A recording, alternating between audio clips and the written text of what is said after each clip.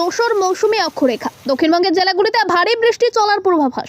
দক্ষিণবঙ্গের জেলাগুলির কিছু অংশে বৃহস্পতিবার এবং শুক্রবার বজ্রবিদ্যুৎ সহ ভারী বৃষ্টি চলবে।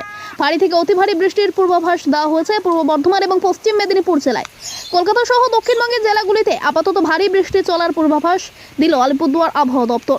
হাওয়া অফিসের তরফে জানানো হয়েছে, দক্ষিণবঙ্গের জেলাগুলির কিছু অংশে বৃহস্পতিবার এবং শুক্রবার বজ্রবিদ্যুৎ সহ ভারী বৃষ্টি চলবে।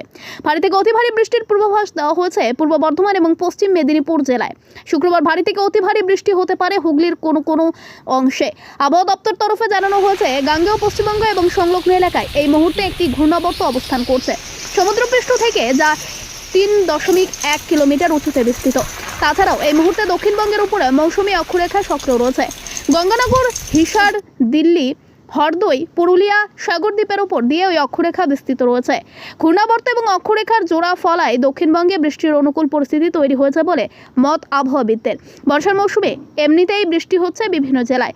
ঘূর্ণাবর্তের কারণে সেই বৃষ্টি আরও বাড়তে চলেছে। দক্ষিণবঙ্গের সব জেলায় ভারী বর্ষণের পূর্বাভাস দেওয়ার পাশাপাশি উত্তরবঙ্গের সব জেলাতেও হালকা থেকে মাঝারি বৃষ্টির পূর্বাভাস দেওয়া হয়েছে।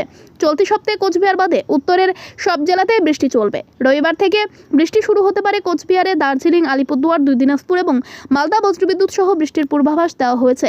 বৃহস্পতিবার সারাদিনে কলকাতার আকাশ মেঘাচ্ছন্ন থাকবে। বিক্ষিপ্তভাবে বজ্রবিদ্যুৎ সহ বৃষ্টি হতে পারে।